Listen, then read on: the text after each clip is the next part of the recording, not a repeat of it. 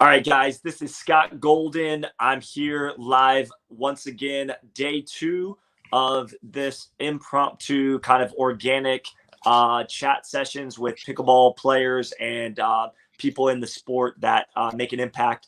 Yesterday, you heard from Don Stanley, the head referee for the PPA, and just overall great guy. We spent 3.5 hours talking about rules. That will not be the case today. I promise you. We've got 2 special guests. One of the guests is a former guest on my show, Pat Smith. And the other one, who we call Lolo, but Lauren Stratman, she is new on the show for the first time. So I'm very excited to have her.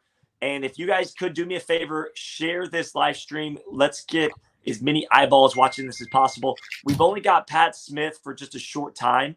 So we're going to go ahead and jump in with him. I'm going to bring everybody on right now. All right, we're on. Whoever's phone is off silent, put it on silent. Oh, sorry. I'm just kidding. I'm just joking. That has to be Lauren. I was trying to share the stream too. I don't see it. She's so busy all day. It's on Golden Boy Pickleball right now on Facebook. So, all right. So first of all, welcome both of you. Welcome to the show. Thank you. Thanks for having us. Thank you. Yeah. So Pat, we've only got 30 minutes with you. I know you're right in the middle of a work day. You mentioned off camera that you've got paperwork to do today. So let's just jump right into it with you first. We'll have a chance to talk with Lauren a little bit after you get done. Pat, first of all, let's talk about the U.S. Open. And that, if I'm not mistaken, was that your first U.S. Open that you played in? Yeah, that was my first one. Yeah, because of Corona last year, I had just started playing tournaments. I want to say maybe 6 months prior to last year's initial date. And yeah, so this one was my first one. Very exciting. I mean, it definitely lived up to the hype that I was hearing all around the country since then. So it was pretty amazing to see. Did you play in the new, I can't remember, did you play in the split age pro bracket that they did for the first time? No, I did not. I wish. I wish I was retired and just played pickleball all day. But no, I couldn't take that much time off. It wasn't possible. I got there like late Wednesday, I think. Something like that. Okay. When you come into like a big tournament like the U.S. Open, do you try to get there, like you said, like on a Wednesday, a couple of days early, and like just get acclimated to the heat, the weather? Because you're from the Kansas area, right? Yeah, Wichita. Wichita. Yeah. So I mean, yeah. So did you have trouble acclimating to the heat and everything? If I can, I try to get there at least half a day before. But for the US Open, I definitely came a day before, just because, yeah, I'm a little prone to cramp, I guess, the older I get, and as Lauren knows, not that she doesn't have to do all the work on the court when we play, but you know, I definitely did. I wanted to, for sure, because the humidity.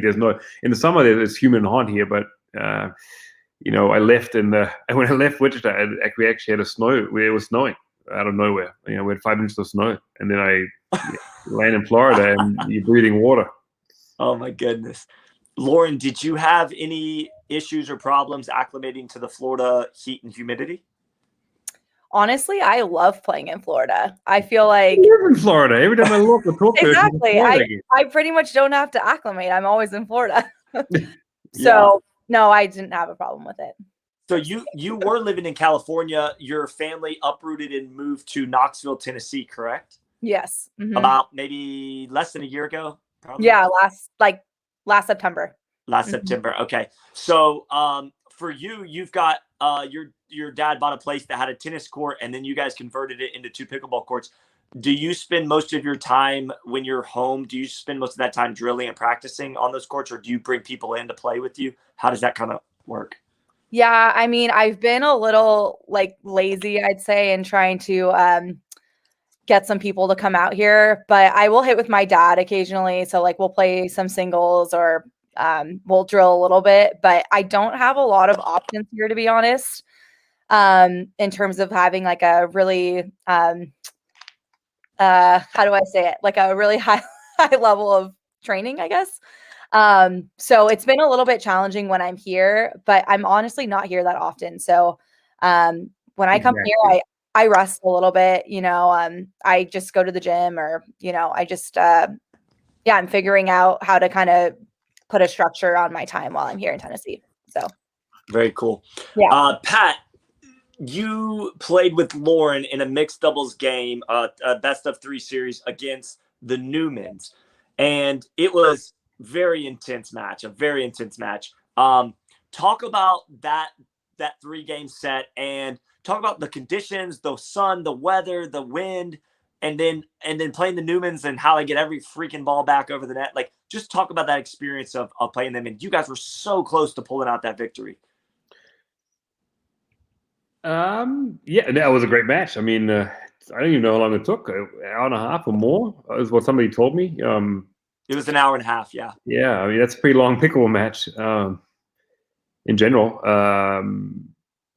It was super fun to play. I mean, the first 2 games were so close, and we had to fight back. I think both times we were behind, and we made it close. And we had set points, a couple, I think, in the first game. Ended up losing that one. I might correct me if I'm wrong. I think 12-10.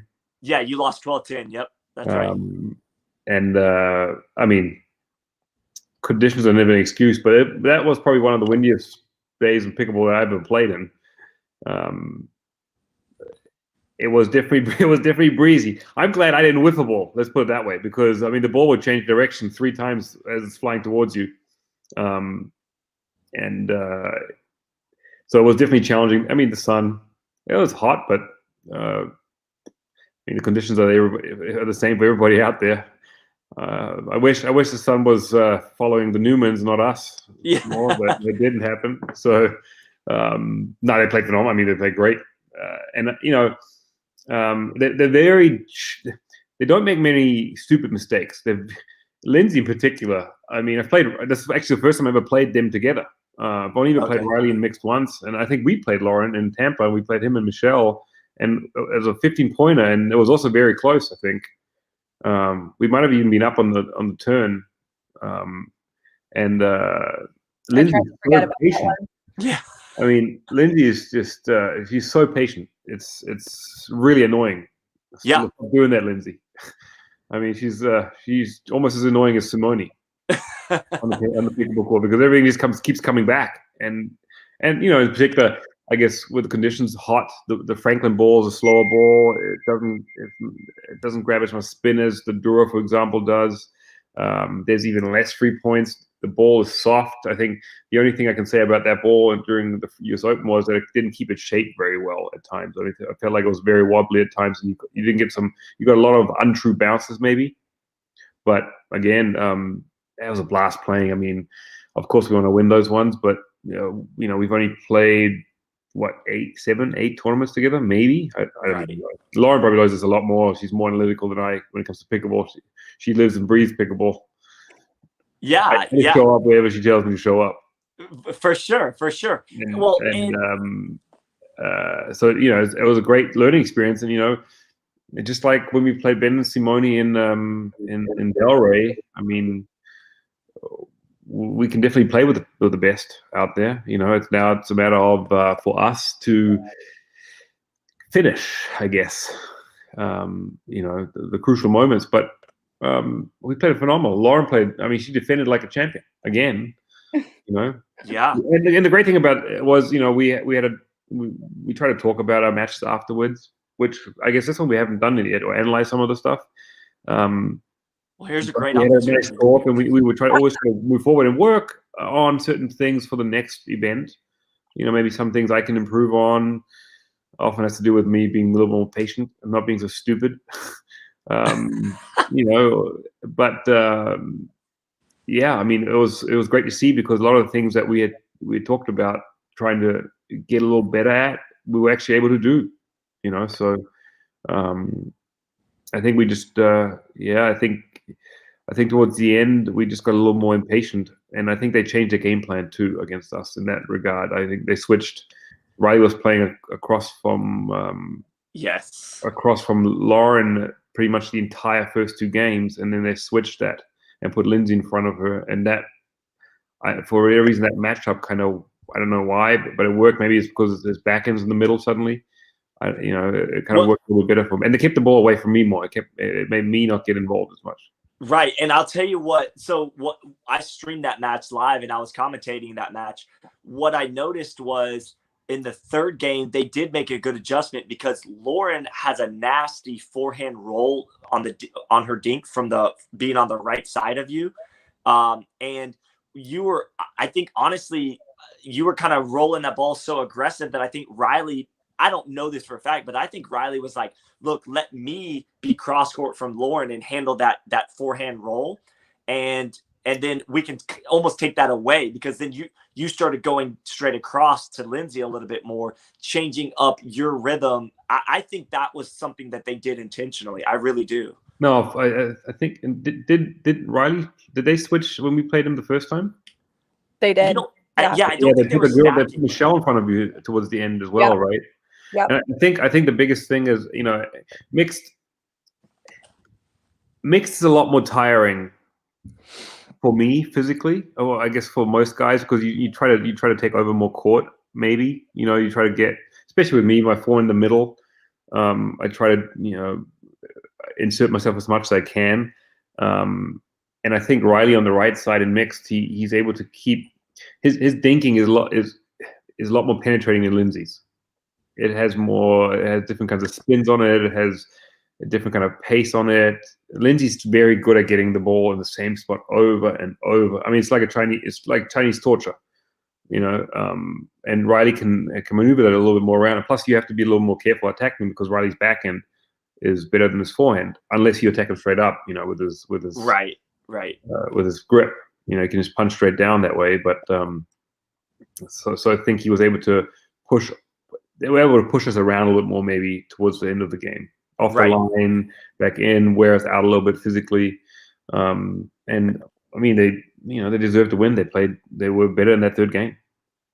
Yeah. So Lauren, in game two, I felt like you and Pat started pushing the ball. Like on your third, you were hitting your thirds harder. Was there any kind of strategy going into the win versus with the wind? And did you guys, because in the third game, you actually started dropping the ball more.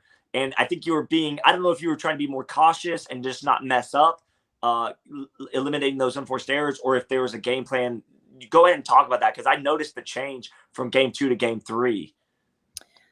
I actually feel like that's sort of a pattern for me. Like, I'll start off driving and then all of a sudden I just start dropping. Like, and I feel like I need to like stick with my driving pattern.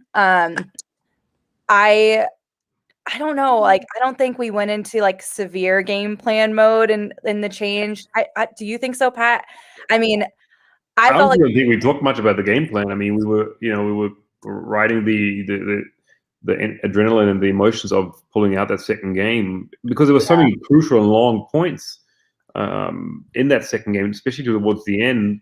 And so I think we were just riding out that high, and then that little bit of a 2-minute break that you get between the second and third game, I think they kind of put a dampener on it. If we didn't have such a long break, I think we could have maybe ridden it out a little bit more and got a bit of a head start up there.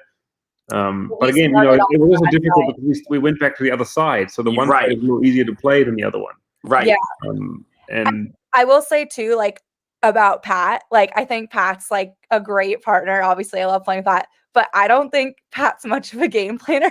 Yeah, Pat likes to go off the cuff. Like, he's in the moment. Like, relies, I will quote Leia on this, but he like relies on his athleticism out there. Yeah. I feel like he's such a stud athlete, and like he just like knows how to play pickleball, and I'm over here like, oh my gosh, like I don't know what to do. And I think that just comes from like my like lack of experience and like always trying to pickleball longer than me. What are you talking about? I don't know. I don't think much longer, Pat. I think we've been in it. You just said the word much longer, which means it is longer. Well, okay, but Pat. Okay, maybe like one day longer. I didn't know this was going to be like pickleball counseling today. This is good. You guys are getting this out. Just go ahead. Lauren's saying that Pat doesn't strategize, and Pat's saying that she's been playing longer. I mean, Lauren's definitely the more analytical. I mean, she watches. I mean, not that I don't watch our matches back or any match I play, But Lauren literally goes back and analyzes everything. And, I have enough to do out there to keep myself contained. No, for sure. No, I'm not saying it's a bad the thing. more I have to think out there, the less loose I play. I'm, out there, I'm very intense. I'm a pretty laid back guy generally off the court. But out there, when the lights turn on, I only have one.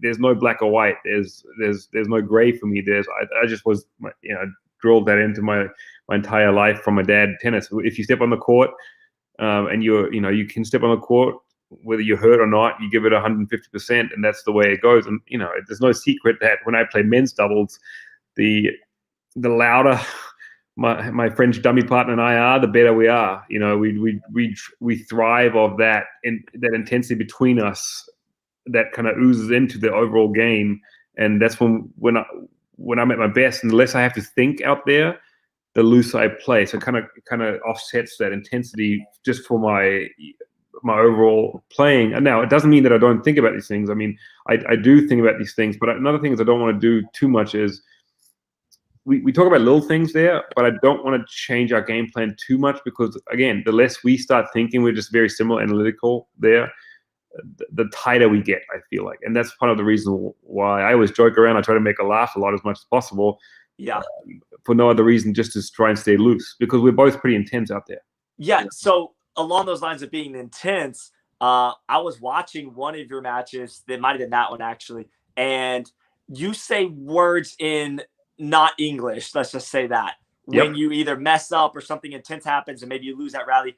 Are you saying things to yourself to motivate yourself? Are you just letting out a little frustration? Because we kind of had a joke in the crowd. I was like, I think he just said like, "Oh, great play, guys. Nice try." Or something. Like we were joking about it. But I mean, what are you doing there? I say have a nice day. I'm sure that's what it is. No, I'm the most critical of myself. So, for example, if I make a mistake, I get upset at myself. If Lauren makes a mistake, I get upset at myself for not doing more to help her out at times. Because pickleball can be a very lonely sport. So I feel like when she gets every ball, what do I need to do to take a little bit of pressure off her? And if I can't physically do that or insert myself more than I actually want to, I get upset with myself again. I read it too late. All these things. Should I be a little more aggressive? Should I risk more, moving over more and taking one away, and then maybe them going behind me? It's maybe I need to roll the dice a little bit more. But I usually get 99% of the time I let off steam, and it's towards myself. Yeah, doing something stupid. Right. Now, Lord, oh, go ahead. Yeah, but so that's the main thing, and I wouldn't say it's PG-13 the stuff I say, but it's I mean it's not. There's a lot worse things I could say in German. Let's put it that way. Yeah, for sure. And now, Lauren, listening to what he just said about trying to maybe take some pressure off of you, help get more active. Let's find from the women's standpoint in mixed doubles, how much pressure do you actually feel on the court? Do you not feel any? Do you feel a ton? Talk about your experience of playing mixed doubles at the pro level. I mean, there's just a lot of pressure, like playing next to someone who has biceps like Pat. Oh my God. I actually do not do curls.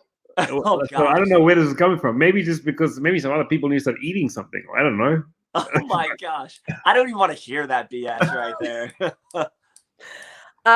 No, but I mean, yeah, it's been such a process, like learning how to play mixed doubles, and Pat's been super helpful. I feel like we do talk about how we can get better, how we can improve like our communication on court, and I can tend to go down like the rabbit hole of negativity pretty quickly, and something I've been working on for sure, but Pat can, he can pull me out of that, and that's helpful. But yeah, I would say that it's hard to say like if the woman has more pressure than the guy, because I feel like it really is both ways. I mean, the guy feels a lot of pressure to get involved, and it's harder than it looks to get involved.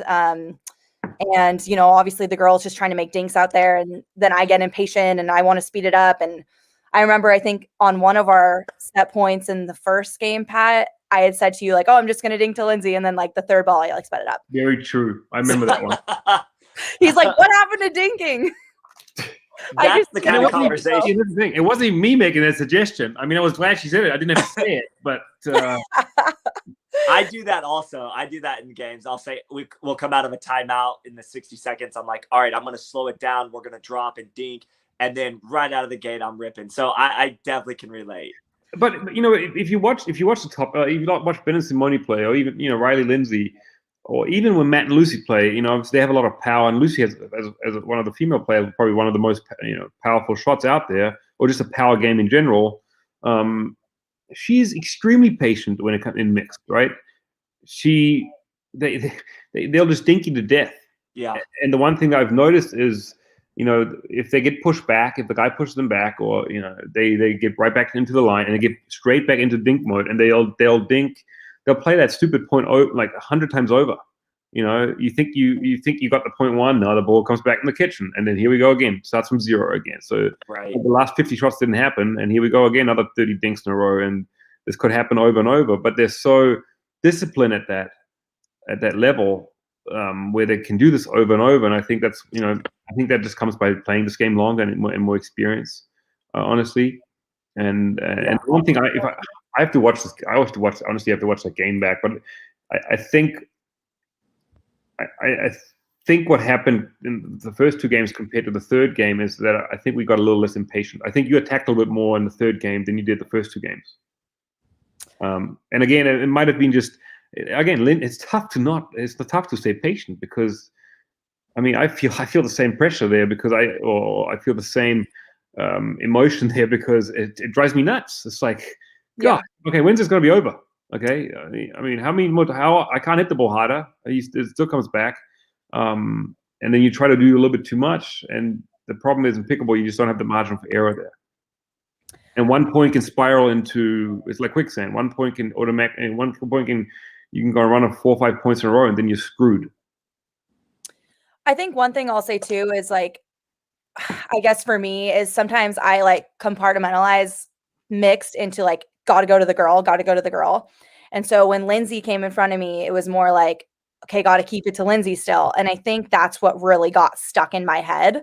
So I wasn't like dinking to Riley enough wide. He likes that backhand middle dink. So I feel like sometimes, like, even for anyone listening, like, mix doesn't have to be like just going to the girl, you know, obviously. But but Lauren, with what you just said, is there some danger in going at a guy like Riley Newman, who yes, will stay steady dinking, but he's also very dangerous if the ball gets lifted up too high? Is there pressure in almost that thought of like, well, if I go to Lindsay, if I leave it up to a little too high, she's not going to hurt us really, versus if you go to Riley, he's going to make you pay. Do you know what I'm saying? Is that thought process there? Yeah, I mean, definitely. And Riley covers so much court too, and he's so quick and he's got great hands. But I will say that the cross court dink pattern suits me. I should have been that's like one of my weapons is cross court dinking. And I think, you know, even if he were to speed it up, like essentially he's speeding up at Pat, right? Which is like what we want. Like, that's we want Pat to be involved. So if Lindsay is thinking straight, then she's just attacking me, and we're just like in the same, like, just, we might as well be playing singles out there. Right. Go ahead. Oh yeah, I was just gonna. So it's just always a learning thing for me. Like, I just feel like after every match, I'm like, this sucks that I lost, but ultimately, like, gonna go back and look and just see like how I can do better next time. But you know, but I honestly think people, whether it's mixed or regular doubles, they're so afraid of going at who they think is the better play on the court. Right. Like, for example, when Joss and I play, we do a lot of stacking, and me on the right and him plays the left. And historically, the better guy plays left. Now, none of us see each other as better or worse as the other one. We do it specifically for strategic reasons. Yes. You know, because he is so, I mean, he is so athletic and quick, and he can get so big. I mean, out of nowhere, immediately. I mean, and compared to him, my hands are probably faster.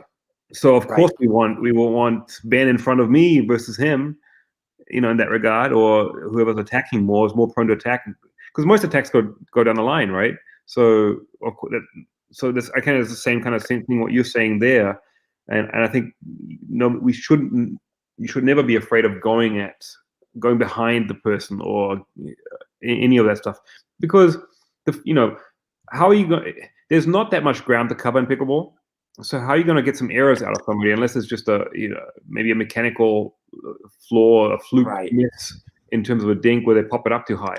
But it's usually as you get a little bit, you get a little more tired as the match goes on. The first thing that happens once you get physically fatigued is you have a mental fatigue, right? So then you're going to get more prone of picking it up. So how can you get those? And particularly somebody that is as disciplined and has such a high pickleball IQ, like some of these top guys, Simone, Ben, Riley. How are you going to get that out of them? You got to try and wear them out a little bit physically to hopefully get a couple of free points here and there. Yeah. If you don't go behind them, they're not going to take what they're going to start. They put a chair up and have a margarita in the middle of the damn court. Right. You're not going to get tired. You're going to have to get a refill every now and then. Well, and one thing that I noticed that Lindsay and Riley do specifically that a lot of the mixed doubles teams don't do is they don't stack a lot of the times. So they'll play straight up. And so that ends up with Lindsay on the left and Riley on the right. And I think that's intentional because they know the mixed doubles patterns of the female hitting to the female. And Riley probably wants to get in Lauren's head a little bit like, hey, we're going to take they recognize that Lauren has a nice forehand roll dink. So they're going to say, okay, well, let's mess that pattern up and change things up. And I do believe that worked against you guys in game 3. I think that it changed Lauren. I think you changed up what you were doing a little bit, trying to avoid Riley versus just hitting what you would normally hit. Right. Yeah, I agree. 100%. Right. And then the other thing that they do, and this is where I think they've really changed some of the game, the strategy in mixed doubles, is Lindsay will jump for an Ernie, and then Riley will come over. And the reason she can do that comfortably, she's on the left side, so that's her forehand. And if you go straight down the line as the female back to Lindsay, she's going to Ernie you. And then that forces you basically to take the ball back to Riley where he can try to do something with it. I was about to say that, there was a lot of, in the third game, there was a lot of dinking down the line between the two girls. And then, anything that kind of Lauren put back towards the middle dinking, Riley will push it back out to the forehand. He will move it around well. So he kind of, he was making Lauren move in and off the line, back and forth constantly. And then, you have to be very careful, like you said, with Lindsay, because she's one of the girls that Ernie's probably the most. There's not that many that Ernie that much, but she definitely does. Yeah. And so Lauren obviously is very cautious at where she's dinking that ball. And then Lindsay she tried to attack your shoulder, I think, a lot with the forehand. When it was a tiny bit deeper, the ball that she got, she tried to attack Lauren a bit. And I think that was a very clever move from their part, because if she catches, in this regard, if she catches you off guard, off balance a little bit, Lauren, you can't step to the side and swing, right, and take a hack at it. So what happens then is, well, the ball's going to be pushed more naturally towards the line middle again, which is big old Riley comes in with his backhand. That's his best shot, right? So it forces Riley into attack mode immediately, whether he wants to or not. But of course they want that. I mean, that was a clear pattern for them that worked. And the only way you can do, I guess you just have to try and break that momentum. And it was working for them. And, they kind of got in a groove on that. Yeah. And just from my experience in playing a little bit of the pro stuff and then just streaming and commentating a lot at the pro level, it really comes down to less about skill and more about those crucial moments down the stretch of who makes the right decisions, who stays the most patient, and who makes the most unforced errors. I mean, that's kind of a basic thing to say, like, oh, whoever makes more unforced errors loses. But sometimes at the pro level, it's forced, like, with what you were saying about Riley's dinks have a little more on them. They push you off the line a little more. Those little nuances are the things that make the difference at the end of the day. And I just think that the gap at the pro level is getting pretty significant also. It's like you've got really good players, and then you've got those elite like Ben, Simone, and you guys are even, I categorize you guys up there with those those players. You guys just haven't quite gotten over that last hump yet to be able to beat those guys on a consistent basis, or even, you're taking games off of the Newmans, but I'm just curious, have you guys been able to take a game off of Ben and Simone at all? And Delray. So you did. Okay, so you guys are right there in that mix. It's just figuring out the puzzle. It's like Jane Gingrich always says, it's unlocking those pieces to that puzzle. Don't give him any credit. He's going to listen to this, and he's the last person that I need to deal with is his knucklehead. No, I'm kidding. I love Dane. But there's a lot of banter going on back and forth. For sure. Between him and I. I love it. No, but no, you're true. It's 100% true. I mean, you really have to. Again, it's just patience. Honestly, it's just patience and being willing to stay in that point longer than the other team, and being smart about your attacks. Often, especially in the wind, often a ball looks like it's so attackable, and suddenly that thing just dies right in front of you, and you look like an absolute dummy. Yeah. And because there's no way that ball should not have come another 6 inches further, but it just drops. But you mid swing, but you made your decision already. The last thing you want to do is change your decision mid swing. But again, it really comes down to being truly having a mentality of staying in that point longer than being out there. You want to be out on the court longer than your opponent. Yeah, essentially, and that's what they do so well. And that's where I think what we can do the most is improve that, because it's not the power it's lacking. I think as a team, we're one of the hardest hitting teams, or have some of the most power. It's more amen to that. More getting the being more patient, essentially, and making the right decisions. Stop being stupid. And I'm the first one to admit that I do a lot of stupid stuff out there. Yeah, I mean, for sure. Patience is the name of the game. And, I wonder though, if that's a learned skill, is something that you can train off the court with, like, mental capabilities of learning to be more disciplined, or is it just a simple decision, right? Because the truth is, right, Lauren, right, Pat, if you possessed everything that you needed, you would be at the top, right? That's just the facts, right? If you had all those things already in order, you would be beating the Bens and the Simones of the world. But right now, it's like trying to know your strengths, figure out what your weaknesses are, and then improve those weaknesses so that you can get to that elite level, that top level. And I think we can. I think we both feel like if we improve a certain way, we can. There's no reason for us not to win some of these tournaments, or beat a lot of these teams. Would we beat them all the time? I don't know. There's so many intangibles there. A lot of matchup situations. There's this. How do you feel this day? How do you both connect that day with your decision making? I mean, that's the biggest part. In tennis, if I have a great day, we played. Let's say Lauren and I played mixed tennis, and my serve is on. We get a lot of free points. On a day where, let's say, I don't get a lot of free points, and my serve is not as consistent or is not as threatening, for example, the free points are not there, which means then it puts more pressure on us as a team again. So there's so many intangibles there. And, I hate to give any of these guys credit, but, Ben and Simone are probably the highest pickleball IQ out there. And they're so smart at making the right decisions. Essentially, putting the ball in certain spots to force a pop-up. But again, that also means that they're just willing to dink all day long. I remember we were playing Delray, and one thing that we said, because we were losing, and then my body started feeling in the second game. I was already knowing that I'm going to be in trouble here pretty quickly. I couldn't hydrate enough from the day before, and I already started feeling. And Lauren looked at me and she was shaking her head. She goes, "Oh, shoot." Pretty much. And so, let's just swing for the fence with nothing to lose now. And it suddenly started working. And, but again, it's that consistency factor, right? That comes in the end. It was great. You can do it for a game, but unfortunately you need to win 2 games to win, and we'll get there eventually, I don't know where I heard this, but I think it was my dad who told me that someone had asked Simone, like, what's it going to take for like someone to beat you guys? And she was just like, well, they're just going to have to play lights out. Look who's here. What up? Oh, what's up? I wanted to bring Leia on real quick. We've got Leia Jansen in the house. I don't know for sure, but this could be the first live interview that Leia's ever done in pickleball. Is that right? Probably. No, she's done some with me.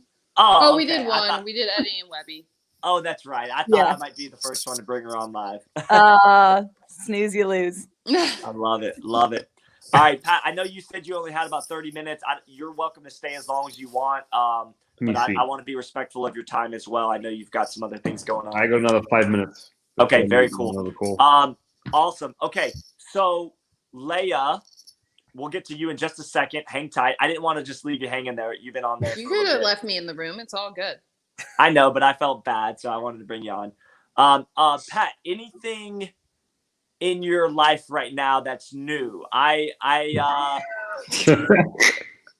pride myself on knowing like the scoop of the pickleball community, and somehow this slipped through the cracks of Pat Smith's love life. I never realized what was going on with anything until How did you find out, Scott? They made it public. They posted. No, you messaged me and asked me who he was dating. Well, yeah, but that was after I saw. When was this? That's so weird. Yeah, when was this? No. Look, I saw something that alluded to Pat not being single anymore. It said like Pat's in a relationship on Facebook. So I'm texting Lauren like, "Hey, what's the scoop here? I don't know what's going on." Yeah, I'm dating somebody now, and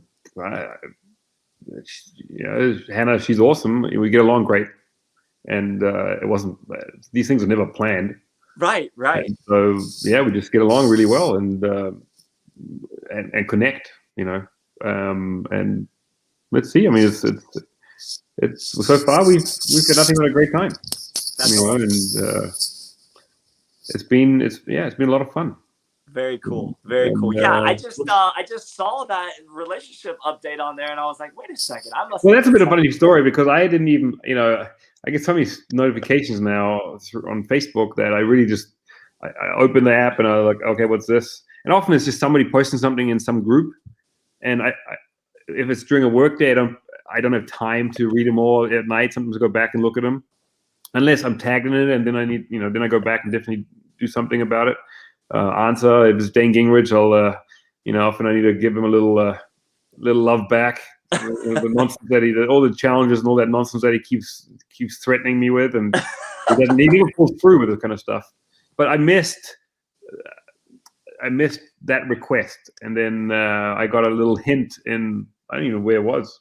Was it Newport? I don't even remember. Well, it was recent. Did you check your Facebook? I don't know what you're talking about. I had no clue. I was really clueless.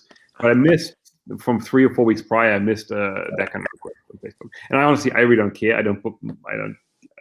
It doesn't bother me whether it's on Facebook or not. It never has. I just thought that was cool. But apparently, everybody's living through my relationship life now. Because that post, I got more comments on that thing than from people that I hadn't talked to in a while, or than any other post that I ever made, or anything coming out. So it was kind of funny. I mean, it was actually really entertaining to watch for me. Yeah, for sure. Well, listen, when you're a pickleball rock star like you are on Team Model and Team Electrum and all these things, when you have a relationship update, I mean, it goes viral. Well, yeah. So it's not Jocelyn. That's for sure. It's not Jocelyn. It's not Jocelyn. He just wants to go on record saying that. Yeah, it's definitely not Jocelyn. I love it. No, because I got a couple of comments about that. So when are you and Jocelyn expecting your first kid? Nonsense like that, And right. Like, that's cute of you and Jocelyn making it official, and blah blah blah. So it's pretty funny. I mean, it's really entertaining. He wishes, but no, he's not my type. So you guys will be staying together in the Red Roof in a week? I actually don't know. I have to. He's such a space cadet. He never responds very quickly. He's just busy with kids and teaching and all that stuff. So I don't know. That was quite the experience. I know. We've been in Middleton, Ohio. I mean, it was. It was. I don't know. Only if you and Leia are going to stay at the same place, and you can't. Oh, hell no. We will not be there. We're not staying at the Red Roof. That's, by the way, that's thanks to Steve Deacon. We got to thank Steve Deacon with that one. You And can't by the way, take it. Lauren, you and Martina made me commit to staying at the same hotel. Yes, this is true, but we didn't know how bad it was.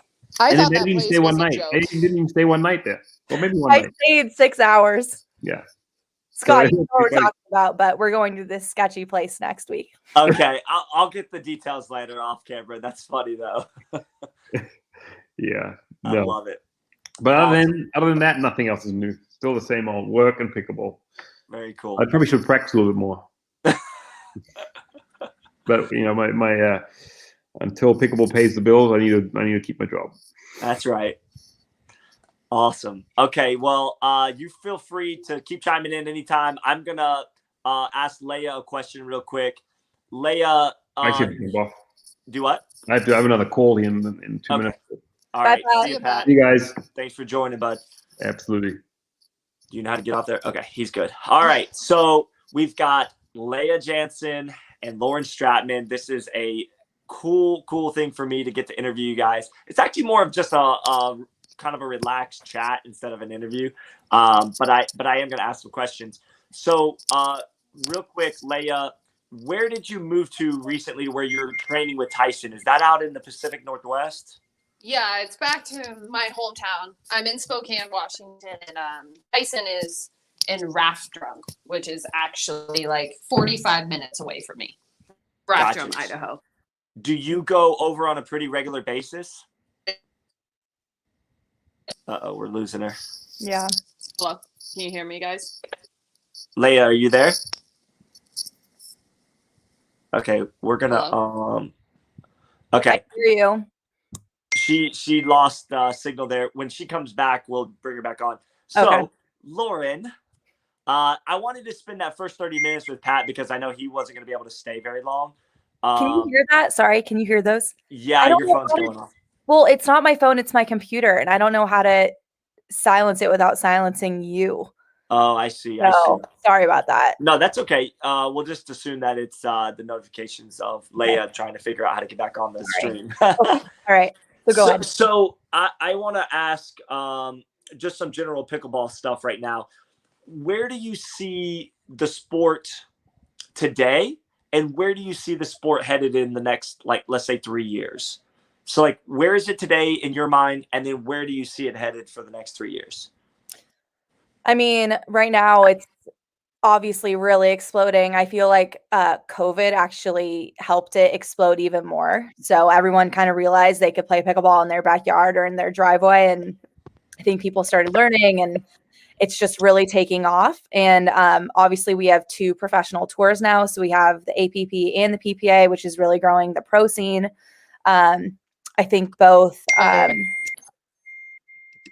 think, Kayla, I think both tours are really doing a great job, like promoting the sport, and with the live streaming, everything's getting better.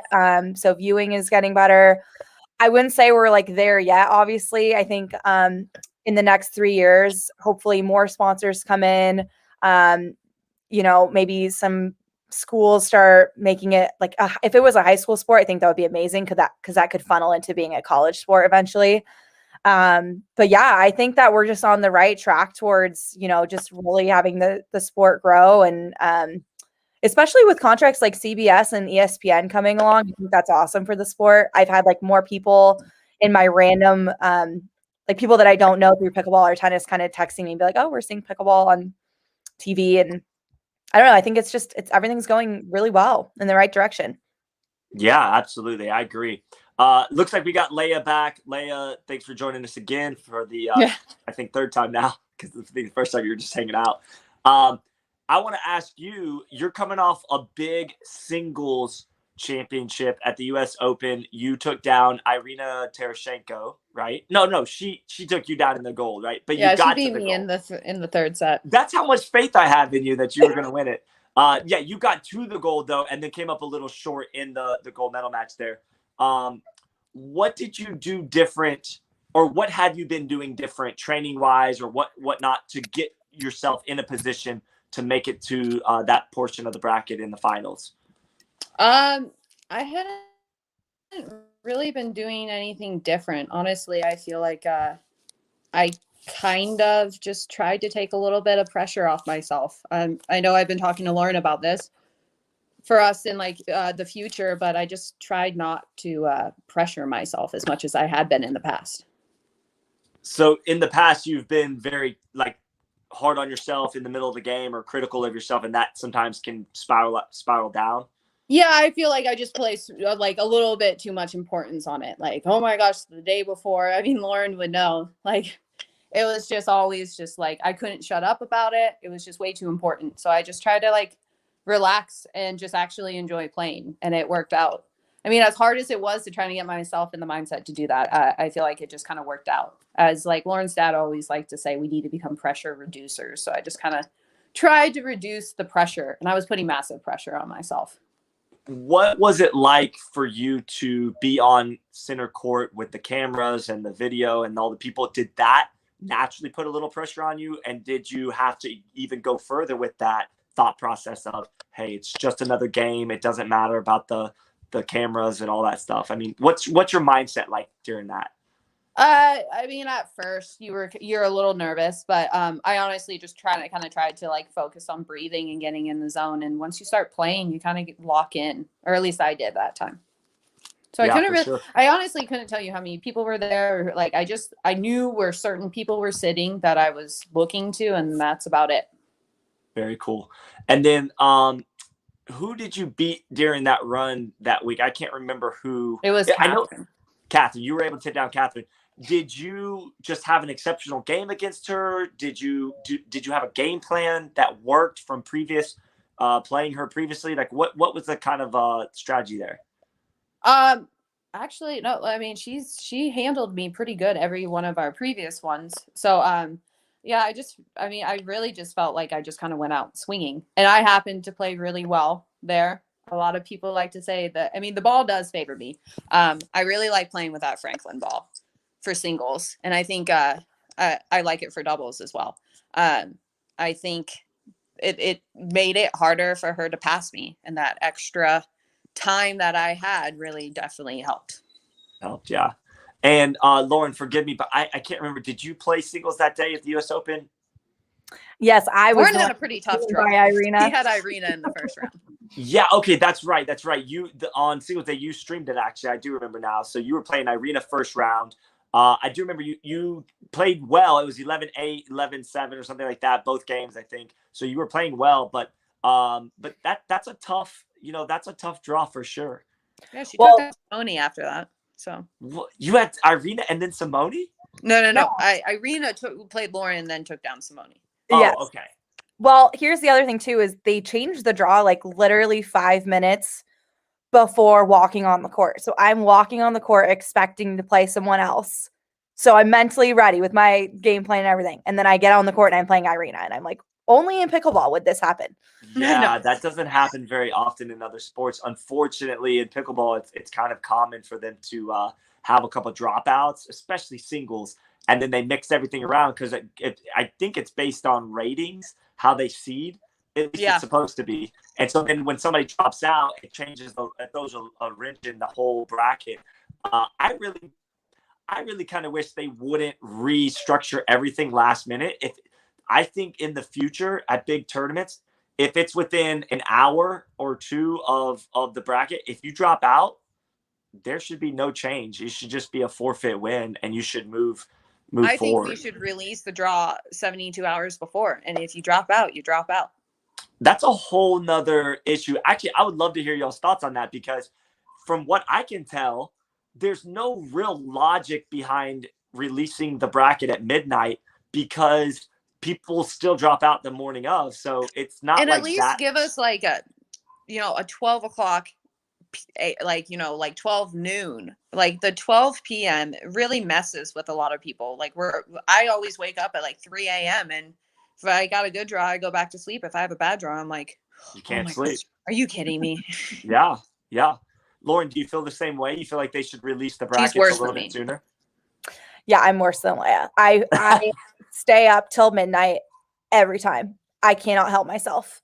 And that's annoying because I want to get a good night's sleep before, and it's just like something I just want to check it. I also have gotten pretty good at predicting our draws, so I always want to like be like, see, That's Leia, the thing. you. So like we could go on about the draws, but like change up of draws. Like now I can see who signs up and know who I'm going to play. It's just kind of the way things have developed. Yeah, you can pick out you can pick out the seeds, and you can pick it every single tournament. Lauren has told me who we're going to play and whose half we're going to be in, and every single morning she's been right. God. The thing is that like I know a lot of people in pickleball, they want to like stay away from like making it into tennis. But the thing is that tennis it's been around for so long.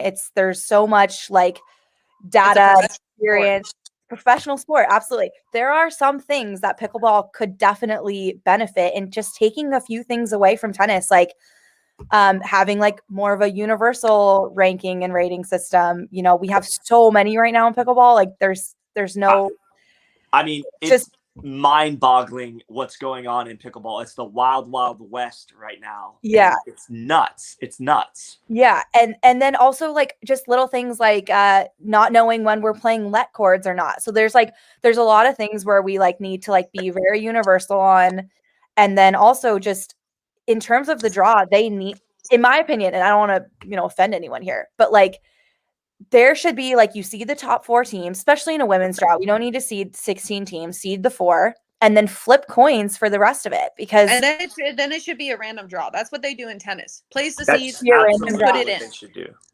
Because we literally will play the same team every single tournament, just because if we're the 4 or the 5 seed, we'll fall in the same spot every single time. We'll have the same tournament every single time, and we're just like, yeah, it should be a random thing after the top 4. It actually kind of hurt us doing well in Mesa with our seeding, because that put us into the 4 seed, and then you come out and we always get a tough right away first round where the other team's coming off, a warm-up round, and then we get put in Simone and Lucy's half each time, which which is like, that's fine, but a change up, throwing different seeds around and stuff, I think it just would help the sport. I think it would bring different matchups and stuff. I mean, right. It's like the Waters are playing Callie and Catherine, each semifinal. People are going to kind of get sick of that. And also it's different matchups. Like Callie and Catherine is a tough matchup for the Waters. The Waters Waters like to fire, and Callie and Catherine like fire. So it's it would be cool to see them maybe play Simone and Lucy. They haven't even played them this year. Correct. Yeah, no, you guys are spot on, and I agree 100%. They need to take a little more consideration at the pro level to make sure that the same teams aren't coming up against each other in the first round and all that kind of stuff, especially because the women's brackets are slightly smaller than the mixed and the men's brackets for obvious reasons. There's not as many females at the pro level right now.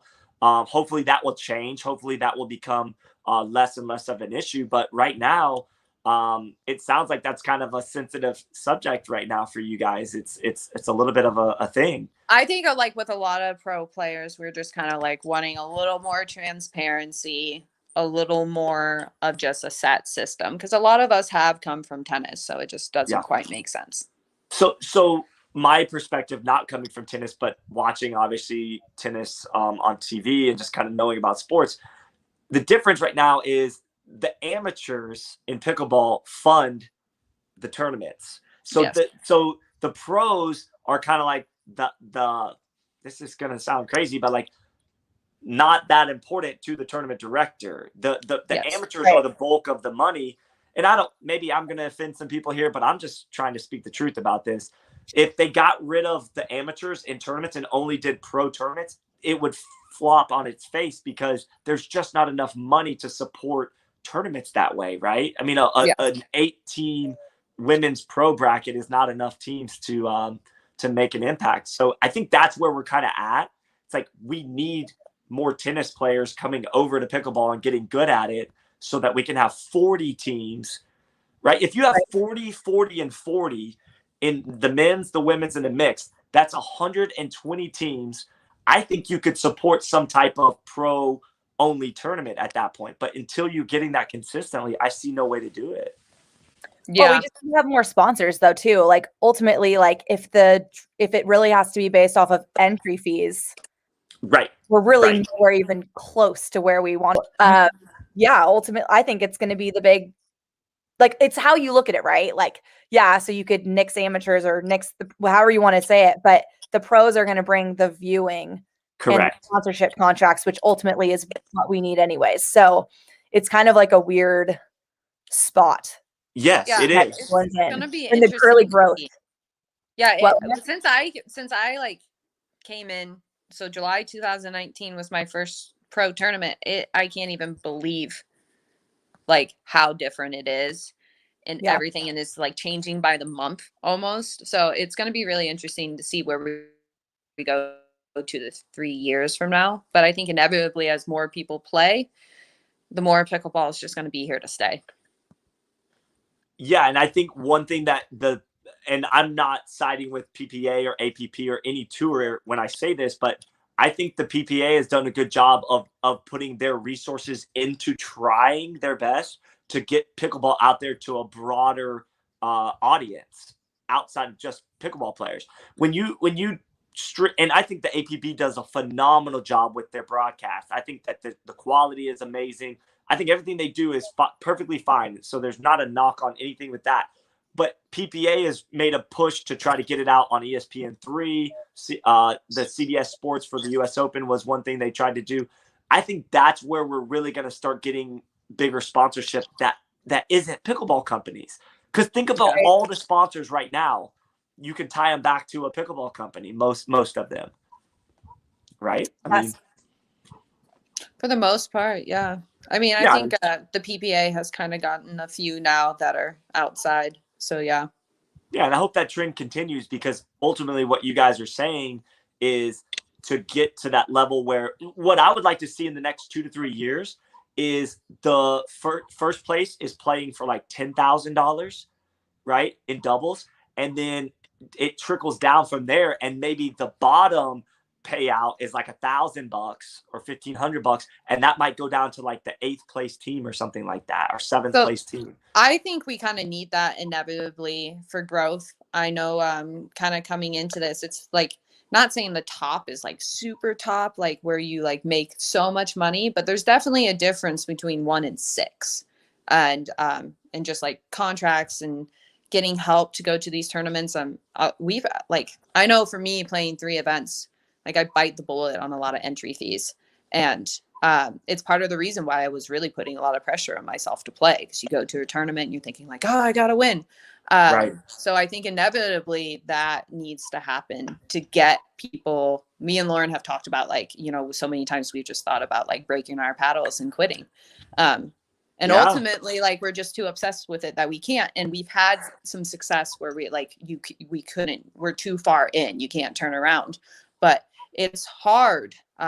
It's definitely like it's hard to break through and make that initial investment. So I think we need that. Yeah, for sure. Lauren, what are your thoughts on it?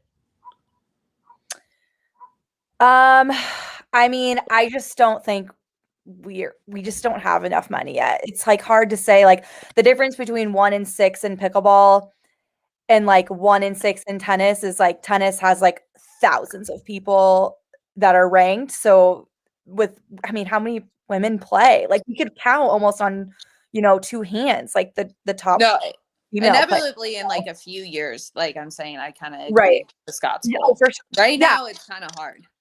Yeah, I just feel like right now, like we can't do it that way. Like we can't structure it that way. But ultimately, like that's a great goal to have, like to have like a deeper payout and to have it be feasible. And yeah, I mean, obviously we'd we'd like it to be like tennis. Like you lose in the first round of the US Open, you get 30 grand. Yeah, no kidding. That would be. I don't think that's ever gonna happen.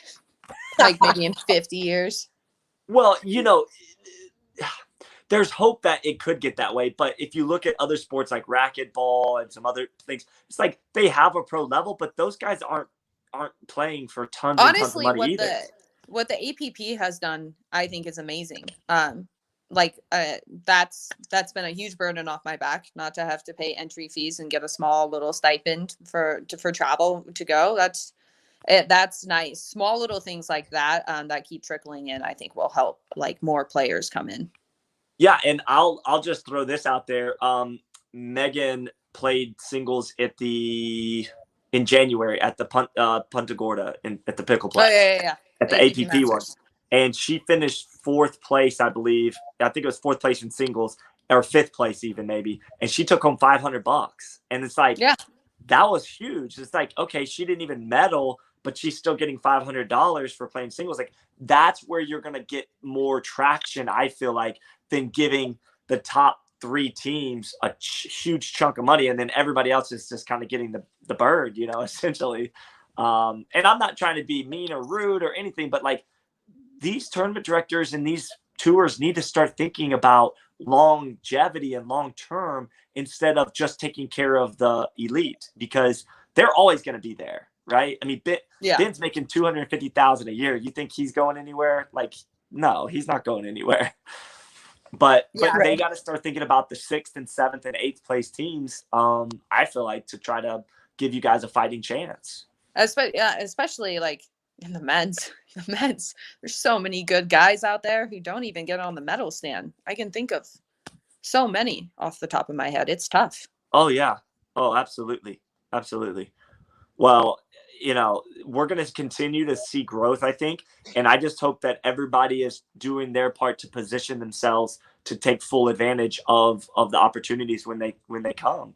Because right now, the opportunities aren't that great at the moment for people who aren't in that elite status, like a Ben and a Simone, For sure. Yeah. We'll see where it goes. Yeah, for sure. So let's shift gears a little bit, because I thought that was an interesting topic, because I think it doesn't get talked about much. So I'm glad we kind of talked about it. But let's go back to something a little lighter now. I want to talk about partnerships and how it's getting to the point where, like, do you try to practice and train together outside in between these tournaments so that you can give yourself a chance to try to medal? What are you guys doing in between tournament to tournament, whether it's together or separate, to try and give yourself a good opportunity? Well, I think Leia and I try to practice as much as we can, like when our schedules work. Like, if she isn't doing anything at home, like, at least at the beginning of the year, she came over here a few times and we would train and in between tournaments. So I think it's super important, like, to be training with your doubles partner. I mean, she and I talk all the time too about like what we're working on, what we want to be working on, what's feeling good, what our plans are coming into the tournament. So I feel like she and we're talking a lot, we're communicating a lot, just in terms of like the game plans. And Leia's like even more, like, Pat was calling me analytical. Leia has taken it like to another level. That's so funny. Pat is just a guy out there playing pickleball. Yes. That's so true. But yeah, so we talk a lot. Like, I think it's super important to be able to train together as well. And the more we play together, I think we're getting more comfortable with each other and kind of showing up to a tournament. We're usually okay to like practice the day before, and we're feeling pretty good going into an event. So but yeah, I mean, as much as we can get together, I think like she'll come between Cincinnati and Atlanta. We'll train a few days and head to Atlanta because it's only a few hours from my house. So yeah. But yeah, when we can make it work, we do. Now, what about on the court strategy wise? We talked a little bit about mixed doubles. Are there game plans that you guys come up with, or do you just go into each match like, let's see how things unfold and we'll go from there? I mean, what about women's doubles? How is that different? I'll let you take that, Leia. Yeah, I mean, so definitely this is something I feel like we've really been working hard on since Del Rey, is being more of like a cohesive, like together we're going in with the game plan. So we know, like, one thing is like we now, I feel like before we were kind of trying to find our identity as a team, and now through game planning and looking back on film, we know what our identity is, and we now, I feel like for the first time, know what we're going in with a plan. So it's definitely something as we play together more and we like grow together, is we're going to have more game plans, and we're going to not be just reacting so much to people. Yeah, definitely. And I'm going to throw up this question. We're going to start implementing some of the questions from the people watching. Scott said, fun interview. How often do you change strategies at any match, or is it more like, let's just not make mistakes? So he's more referring to in-game strategy as things are happening. Do you guys try and talk about changing things up, or do you just go, hey, let's just make less mistakes? Go ahead. Yeah, I mean, mid-match, it's hard to see, though. It's really hard to see. I would say, like sometimes we'll take a timeout and Leia will be like, what are you thinking? And I'm like, I have no idea. Like, I don't know, like, why that's we're doing, like that's why, yeah, game, like, now that we kind of know our identity, it's a little better. But there's also, like, yeah, little things. I think actually we're a little too guilty of this. One thing, like, I've noticed with Lauren and going back with film is she'll drive, and her drive is so money, and then she'll miss one or two drives and she goes away from the drive.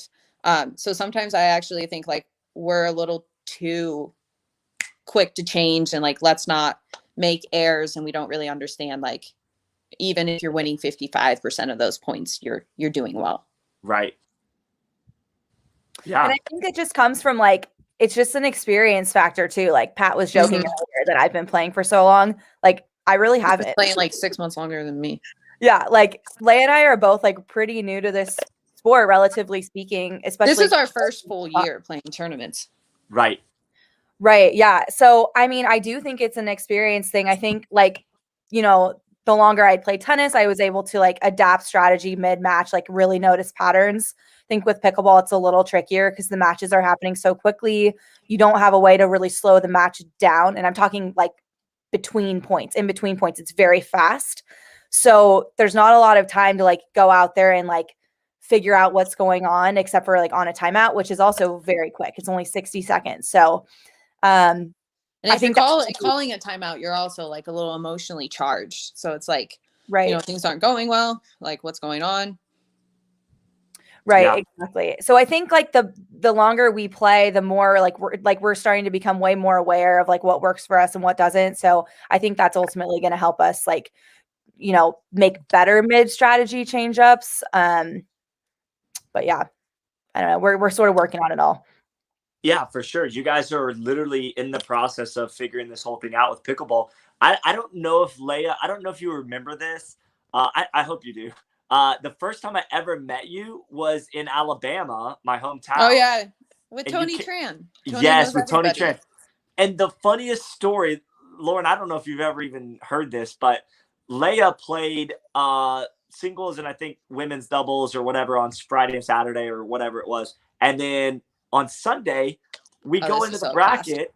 Her and Tony Trans are in the bracket. I look, you know, Saturday night, they're there. And I was scheduled to play them at no. We get, like, we get called on, and we're like, yeah. Oh no, we got to go to the airport. Literally, yeah. They're, like, at the tournament, and they get called to go on the court, and they're like, sorry guys, we're just we gotta go. Our flight. I'm so confused. Why am I, like, not? No, because they weren't supposed to play, or they were supposed to play. They were literally at the tournament on Sunday. We were about to go walk out and play.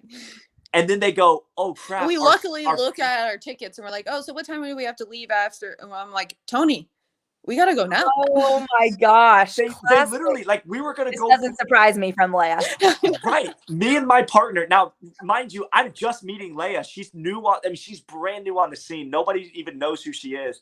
And she goes, oh, sorry, guys, we just have to forfeit. We got to get on a plane. I'm like, so they leave. They literally, her and Tony leave. And I looked at my partner, and I said to my partner, first of all, who is that? Second of all, who schedules a flight in the middle of the mixed doubles tournament? Like, no, who does Classic. that? We didn't even, we thought we were leaving at like, I think we thought we had a red eye, and it was right. Like, no, it was like 10:30 that morning. Not yeah, it was ridiculous.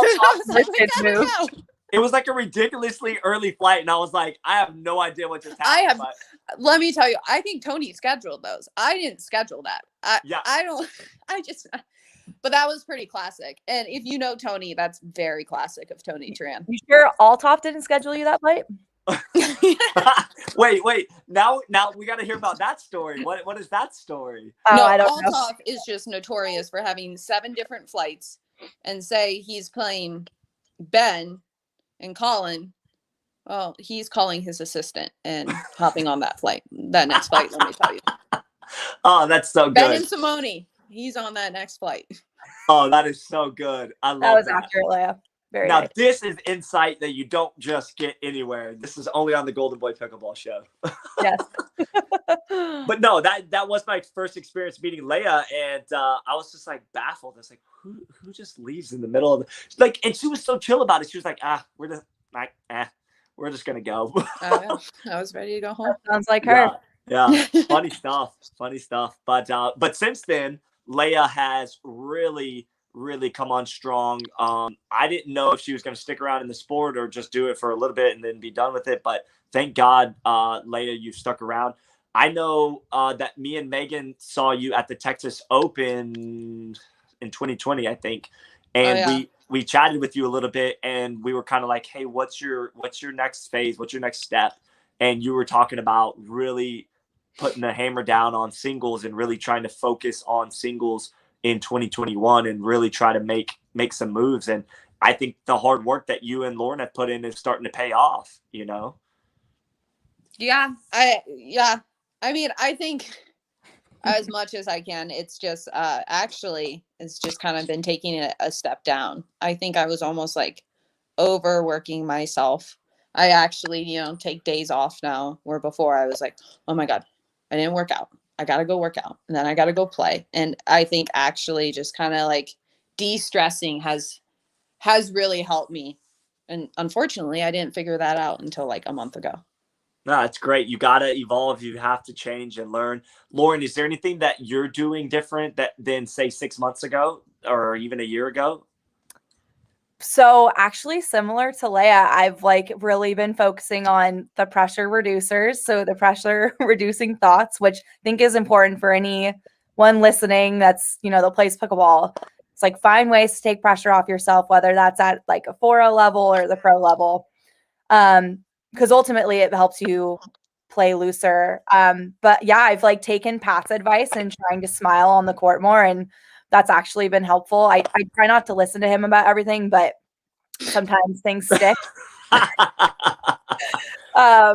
But yeah, I felt like bringing, finding the joy that I originally had when playing pickleball and kind of bringing that back into this pro career, right? I never envisioned pickleball turning into this, right.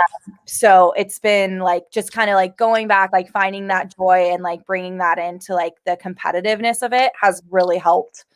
And just not taking myself so seriously. I mean, ultimately, it is pickleball. So, Right. it's been good. I think, Leia's been kind of going through her stuff on her end, trying to figure out how she can get better. And I've been sort of doing the same thing on my end, and kind of coming together through that has been really helpful as well. Just kind of having a partner I can bounce ideas off of. And, it's been a fun process, and I'm excited for the rest of our year together. So yeah, I think definitely one thing also is, well, I was telling her before, I think if you're with your partners, there's to this sport, there's so much of you can rub off on each other. And I think I went back and watched my matches at the beginning of the year, and I was like, oh my goodness, you look so freaking stressed, right, Leia? What is wrong with you? And I was even playing good, and I was like, my partner must have just been feeling it out there too. And it just kind of made me realize if you're putting a lot of pressure on yourself or you're being negative, it's so rubs off as well. And it's hard to get into a good flow with and play well. So it's definitely something I even say in practice, if you have a negative partner and you're playing bad in practice, it doesn't help everybody else. So that's one thing I'm really, really trying to work on, and I think will help us in future. I look really stressed out there. Well, you two both, I've watched both of you guys live and in person, and both of you guys talk to yourself during the match, like self-talk, not crazy talk, but you guys both have your own. Lauren your self-talk is like a little different. Leia would just straight up be like, "You suck, Leia. You suck." Like, Yeah. it was like I felt bad for her. I was like, wow, she's really hard on herself. So, And I would realized- always be like, "Oh, don't take me seriously." But subconsciously, I'm like, I must be thinking like, you can't just like say that. yeah, you were funny. You were funny to listen to in Cincinnati. You would like be playing lights out. Like you were just killing it. And one shot, you like hit a forehand too long. You're like, God, you're like, your forehand is awful. Like you just Classic. really be critical This of is yourself. so Yeah. neurotic. I just think it's growth, right? It's like learning about yourself and learning to be less critical of yourself. Even if, like, honestly, if you look at that and watch it later, like, it is kind of funny to see yourself in those moments. But Not really. right. Well, what I wanted to bring up was look at the top players in tennis, right? Some are more animated, some are not. Like if you look at Federer, he's pretty reserved. He doesn't show a ton of emotion. But guys like, gosh, I'm not great with tennis names, but some of the more animated ones, they're breaking the rackets, they're talking to the ref and whatever. So yeah, they're usually not the top guys. That's why you don't really know their names. That's a great point. That's Good a great answer. point. I will Funny. say that I think the negative talk maybe runs in the family. I had Listen to this. I played Leia's sister one time when I was like 12. And somehow I remembered her because she was the most vocal, like Yeah. yelling at herself, biggest critic. Like I literally remember her sister calling herself like morbidly obese, and she was like sick on the court, like didn't run down like one shot, and she's like, why do you have to be like morbidly obese out here or something? And like I remember, like, I don't know, somehow Leia and I put it together that I played her sister, but I just thought it was so funny. I was like, classic, that's your sister. I mean, totally makes sense. Oh, totally makes sense. Totally. We're pretty. That's awesome. I love it, guys. I always thought it was pretty funny when people would be like, "Oh gosh, you get so mad at yourself on the court." I'm like, "You guys, I have grown so much. You should have seen me at 14." Oh, I can only imagine Leia Jansen at 14 playing tennis and just. Have either one of you guys ever thrown a tennis racket or broken it? Have you guys ever? No. I don't Really? believe you.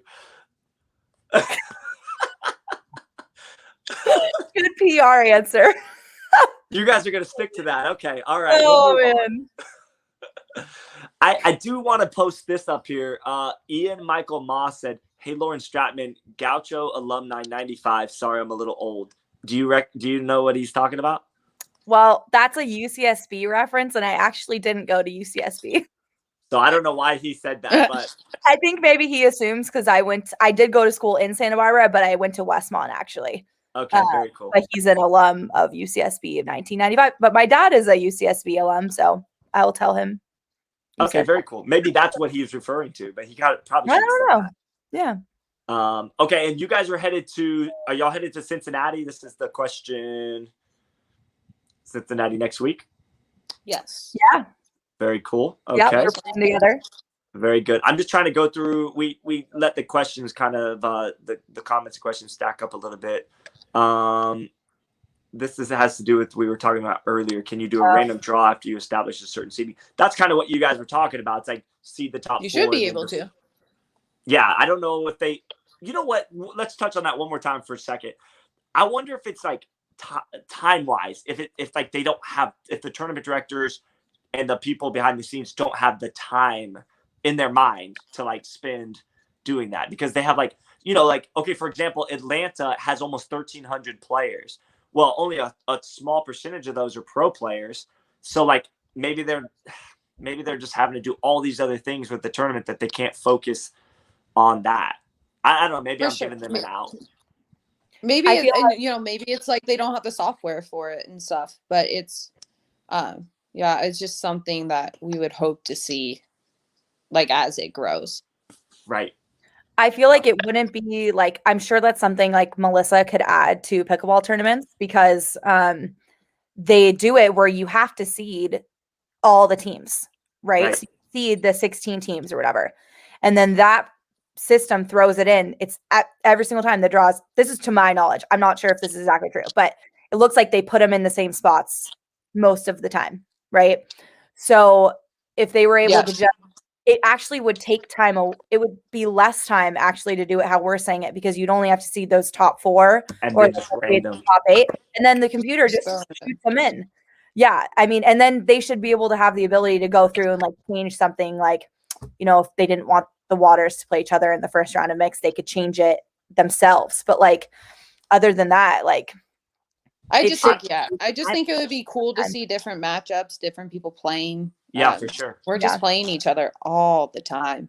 Yeah. Well, and hopefully, like we talked about, as the sport grows, hopefully we'll get more women's doubles teams at the pro level, and it won't be as you'll hopefully see more different faces. But one of the things I'm going to make an effort to do is try to get Melissa McCurley on my show and ask her some of those questions about how seeding works and all that, because I think as players, I don't know how you guys feel, but I often feel like we're in the dark a lot of times about stuff. We just want a lot of it is just kind of transparency. Right. I really do have to hand it to both tours this year. They've given us the transparency with the prize money, and that's been awesome. Yeah. So like seating would be great too. And yeah, then, no question. telling us when the events on Sunday would be next on my list. Wait. You need to clarify that a little. Say that again. Well, I mean, like, some of us like to know when we're starting to see if like we can like catch a Sunday night flight home, and then like, you know, the Wednesday before we finally hear, oh, it will be this time. Like, sweet, Okay, let me so book like my flight right now. Yeah, or just know, like, you know, earlier start times on Sundays, because by Sunday, if you're playing 3 events, you're mentally exhausted. You just kind of want to peace out. Yeah. Mixed doubles, I think, is hard sometimes because it's the last day usually, and you're exhausted physically and mentally. I have to say, at the pro level in pickleball, I know that other pro sports it's very rigorous and very extensive, exertion, but the ability to go all day long in the heat playing on Friday, Saturday, and Sunday at that level that you guys play at, it's people just don't realize what that toll that it takes on you. Yeah, I think for me, it's just more so like, you know, it's mentally, you're just like, all right, we've been playing for 36 hours now and on the go and eating and traveling. It's time to go sleep in your own bed. Yeah, for sure. Jared, who is the creator of the kitchen, he's calling out Leia personally. Your boy, now. Lauren. Jared, yeah. Yeah. What is this kitchen thing? Yeah, and I'm all about it. Actually, me and Lauren are gonna live stream more often. I think it's fun. I kind of want to get my commentating skills up to date. There we go. And I also think it's like good. some of these pros. You know, we were talking about like the men's bronze medal match. It was so sad at the U.S. Open. They were like on the far court. They had been battling for like 10 matches all day in the heat and like playing so well. And like they don't even get showcased or anything. So it's like, I think it's good for like, you can just go out and you can stream people and people can like start watching. I mean, everyone wants to watch the matches. So. Well, you guys are speaking to the guy that's been live streaming in the sport for 4 years. So yeah, I know, it's great. And it's awesome. And it's good for us. It's good for us pros too. There's only a few people who get out on center. I mean, the streaming at the US Open was awful. So it was awesome that so yeah, I'll be dropping in on the kitchen. I also need to get a hold of my Facebook account. So yeah, you definitely do need to do that. Well, I don't want to go too much into the US Open streaming stuff because I don't want to ruffle feathers too much, but I will say that there was a big stir up like it is every year about, they're not going to let any streaming happen. And to that, I simply said, that's not acceptable to me, because they're not even starting this. Take away all the political stuff and politics within money and all that. They weren't even starting the live stream until 2:00 in the afternoon every single day they streamed. So the way I look at it, and you guys tell me if you agree or disagree or whatever, I have a feeling you agree, that there are matches that happen on these outside courts that are really, really good matches. And if they don't get filmed or streamed, they're gone forever in history. Where if they just let us set up a camera and we get to film this, man, it's so good for the sport. It's not about Scott Golden or Lauren Stratman or Leia Jansen. it's about the sport and the ability to grow the sport from more of a grassroots level right now. Yeah, I totally agree. And it's good. It's good for the pros. I mean, AJ Kohler and Baby Kyrgios were having great tournaments and no one would have known it. That's right. That's right. Well, did you stream it, Lauren? I did Scott? streamed AJ Kohler several times. I didn't get to stream Baby Curious, but the AJ point had is, a great tournament. yes. Yeah, he did. He didn't hardly get any exposure for it. Yeah, and I talked to him because he went to the food trucks in Naples that night, and he's like, man, every opponent that I played in singles, he's like, was like happy to play against me, and he's like, that kind of pissed me off because they were thinking like, oh, AJ's a pushover, like this is going to be easy game, and he was like, kind of had a chip on his shoulder about it, and I think that guy's an incredible talent that very few people know about. He's really underrated. I played mixed against him in Newport, and I was like, what the heck? Yeah. I can't not hit it to this guy. He's all over the place. No, for sure. He's going to come on the scene very, very strong over the next couple months. And but again, going back to the live stream thing, if Lauren and myself and a couple other people weren't out there doing that, those matches just don't ever get exposure. And also, like you said, the players. Yeah, Catherine and Anna Lee's match. I mean, that's a U.S. Open bronze medal match, and nobody would have. Yeah, and nobody would have seen it, and that was a great match. Yeah, man, there's so many things that I could bring up about how the tournament directors do a phenomenal job overall. But there are some things that they could really, really improve on. And one of those things is letting people know when a pro medal match is happening if it's not on center court. Like, you should be making a huge, huge deal out of a bronze medal or a gold medal match that's not on center court. It's just the way it is. Yeah, a lot of times I think the better matches are on the far courts. I mean, Lauren and Pat's match against the Newmans was just on a back court, and that was a great match. Oh my gosh. If you weren't there to stream it, that would have been lost. Yeah.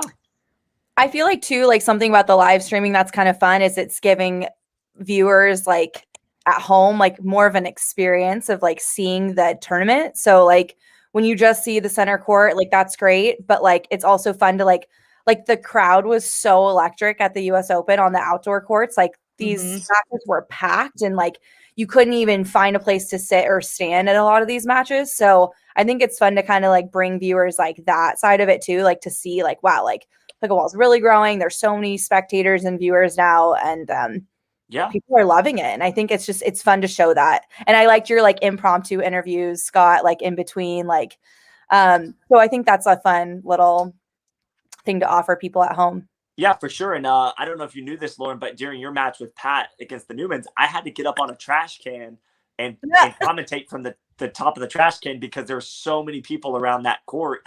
I had no space, so I just went ahead and just jumped up on there. So I actually, remember you being in the corner, but not on the trash can. Yeah, I was up on a trash can, and it was funny because I was on the live stream. I was like, I'm probably going to get in trouble for this, but screw it. I don't care. Like, I'm going to do it anyway. But this is funny. Awesome. I need to give a shout out to Josh Stevens because Josh, after he was watching that match, he bought me this off Amazon. It's a wireless microphone that connects Bluetooth to my phone so that I can stay.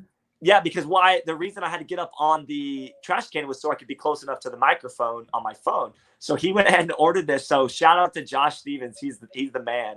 So there you go. So you could put your phone like in that back corner, but be standing on the other side of the court. Yeah, commentating. Yeah, there's a range. Great. Obviously, it's with so many feet away. But like I taught a group lesson this morning. There was 4 of us. And I set up the camera in the corner up high on the fence. And then I put this right here. And then what I do is I film the lesson. And then I had this microphone so it was loud and clear. Whenever they go back and watch it later, they'll hear what I was saying. So pretty cool. So nice.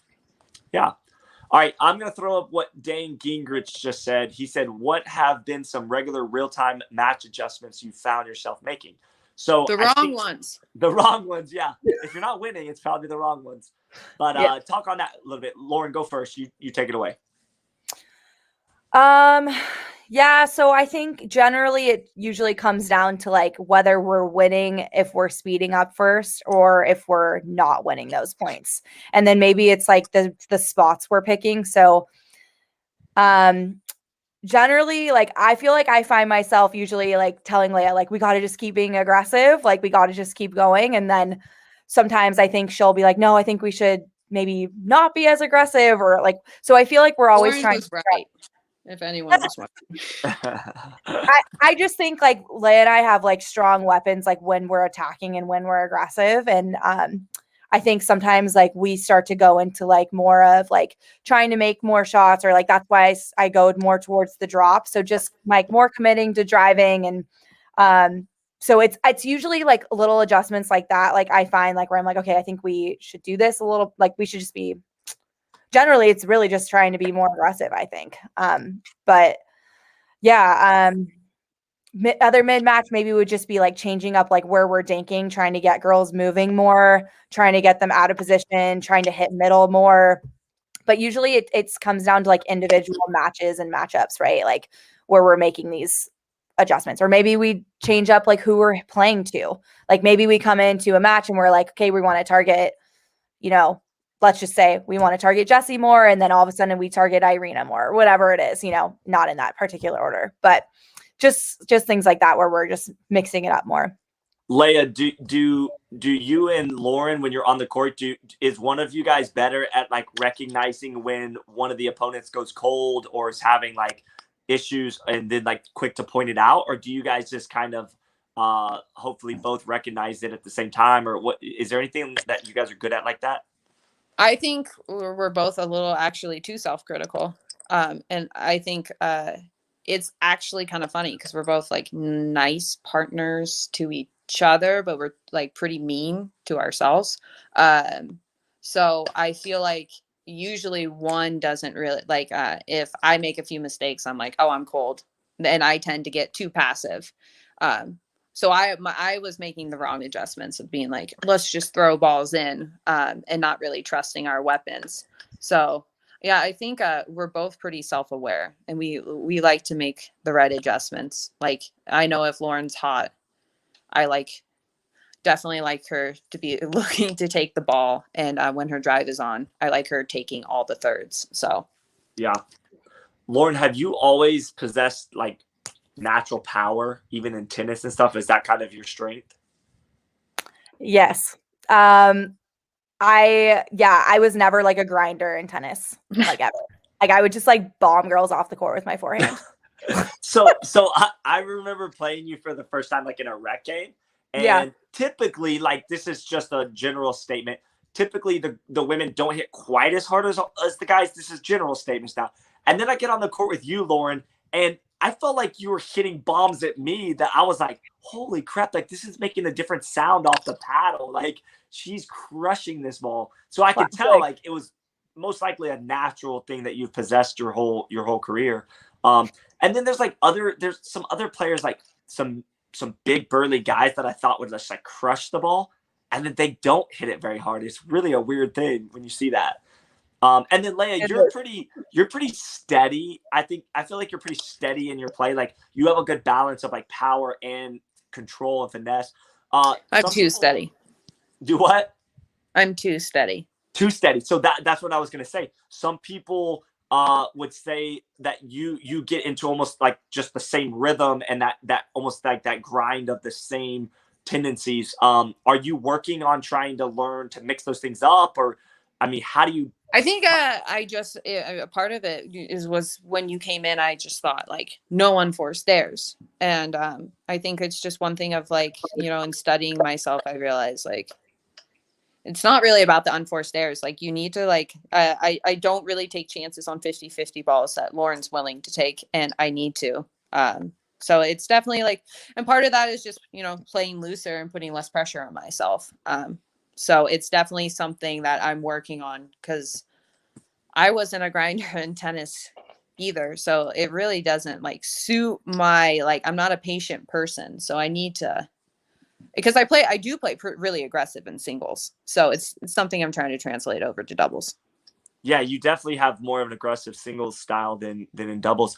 But I don't think there's anything wrong with having the consistency and being like almost like just that person that can be steady and they can count on that your partner.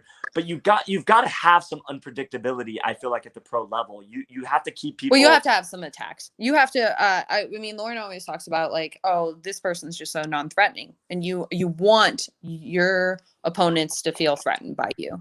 And I definitely have not done as good a job as that as I need to. I think there's the roles though, right? Like I generally feel like the person who's on the left side needs to take more of that attacker creating role, right? And like Leigh and I usually don't stack. Sometimes we do. I think we mainly stack on like who we feel like is making more unforced errors though. Right. Or it's like based off of the matchup who we like to be in front of. But generally, I feel like one thing that's like sort of helping us too is just like recognizing the role. Like when you're on the left side, like go be aggressive. Right side player can be a little less aggressive and can kind of set up the play. And I think that's just kind of typical across the board for most pickleball. You know, I don't think, we're saying go crazy aggressive, but knowing like where you are on the start. Yeah. It's the way the game's definitely going. And I think if you're not going first, you might be getting left behind. Yeah. Especially on the women's side. Yeah. Yeah. For sure. That's why people like watching women's, It's hard to consistently, I don't care how good your hands are. It's hard to consistently defend off attacks. Yeah. Especially with the way the game's evolving. And where they're picking their spots and the disguises now. It's getting pretty good. They're getting more creative for sure. Well, guys, we're coming up on an hour and 36 minutes. I want to be respectful of both of your time. But before we wrap up, do you guys have anything else that you want to say?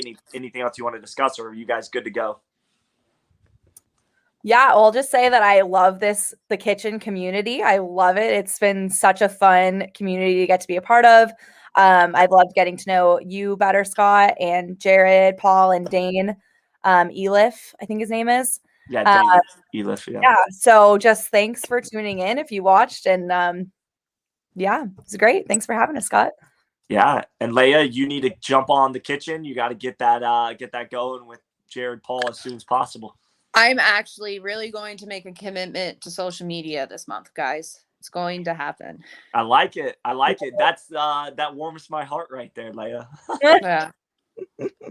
I was like, wow, Leia's like making moves in pickleball. And then I looked you up like on social media. This was a while back. And I'm like, you can't find anything on Leia. She's like a ghost. So I kind of like being off the grid, but I realize that's probably, it's not good for fan interaction. I actually had someone ask me what my name was before I was going out on the court to play Irina. And I was like, classic. No self-promotion. So who are you again? What? Oh, you're playing. I wasn't even I wasn't even getting let on the courts sometimes. I'm like, I'm about to play.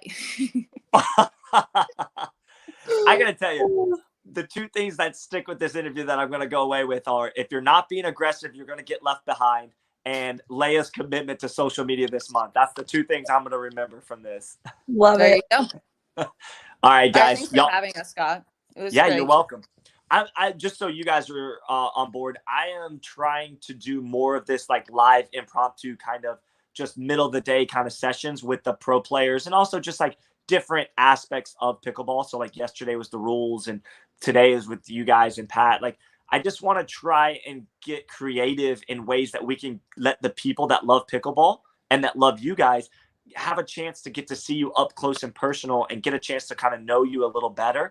Because honestly, and I know we're going to get off here, but like, it's one thing to see Lauren Stratman and Leah Jansen run on the court, play a 2 or 3 game set, and then you scramble off somewhere and they're like, oh my gosh, those two ladies, like they like form opinions about you and how they think you are and this and that. Oh yeah. Right. And especially then, that one. Correct. Yeah. Yes. And then when I get you guys on the show, all good. Right. But then when I get you on this show and they get a chance to kind of get to know your personalities and how you act and interact and all this stuff, then I think it really brings like some connectivity to you, from you guys to the fans that like to watch, you know? Yeah. Ask Lauren what her first opinion was of me. It's always classic. I love it when people tell me theirs. I'm like, yeah, it's never good. Well, Working on it. I remember thinking she has RBF, and I'm not going to spell that out, but Classic. The queen. the queen of it. You invented that face. No, she's good. It's like once you get to know Leia, obviously she's awesome. No, So, for yeah. sure. For It's- sure. The Alrighty. RBF is leaving a little too, Leia. Yeah, I'm working on it.